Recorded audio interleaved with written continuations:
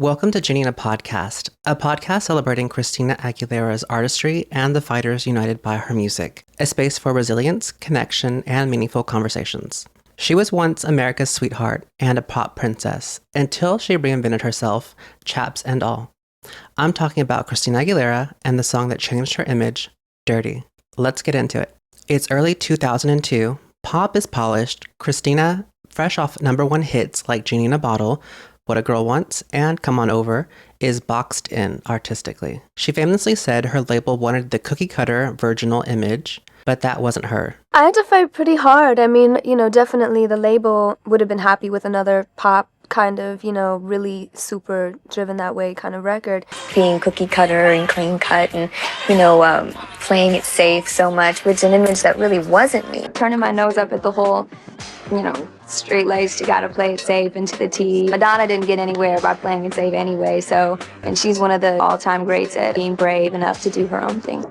So she fires her old management, hires Irving Azoff, cuts ties with Steve Kurtz, whom she would later go on to sue, and start showcasing a new persona, Christina. Or at least me, I don't like to be confined to a certain image all the time or play, Miss Perfect, All-American Virgin, because, this is, I'm me, She dyes her hair, gets tattoos and piercings, and prepares to burn it all down.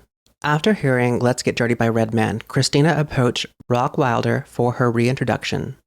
She said, I'm a big fan of Redman's. I was a big fan of Redman's, been a big fan, and he did a song called Let's Get Dirty, which was a huge hit, and I loved that song. And experiencing the club life myself, being 21, turning 21 over the past year, I wanted my first single to kind of have that hip-hop club feel. So I called up the same producer, Rock Wilder, and he gave me a check that was kind of similar. I played up to the similarities by inviting Redman to be a part of it. Cue David LaChapelle, director. The video opens with Christina roaring in on a motorcycle, then mud wrestling, cage dancing, fetish visuals. It's a full-on underground club chaos. It debuted as her shocking foray into sexuality and defiance. The concept of the video is, the song's called Dirty, and it's every connotation of that word, dirty. This is an illegal, real dirty club underground. So this is everything that's filthy. We have plushies, we have crazy sorts of subversive things going on. Banned in Thailand, partially censored on MTV, countless critics freaked out. It turned out Christina showcasing that she had outgrown her pristine pop roots came with repercussions. In the US Billboard charts, it peaked at number 48, but overseas, it was a smash. In Europe, it was an instant smash, gigantic #1 record, huge hit. In America, it was like, what's happening to the world? #1 in the UK and Ireland, top 10 in Germany, Sweden, Australia, Spain, Netherlands. Later, it would be certified platinum in the US and in the UK, and gold in Germany later. It sold nearly 600,000 units in the UK alone. Critics were mixed, though. Slant called it the most instantly gratifying song on Stripped. Stylist magazine said it was one of the most interesting songs of the year. Others called it shrill or desperate. But everyone agreed it sparked conversation. People weren't ready for that, and they weren't ready for me to have grown up a little bit and to be exploring that side of myself. Public perception was rough. Christina was ridiculed in the headlines, called World's Skeeziest Reptile Woman. Conan O'Brien and Simon Cowell both called her a slut.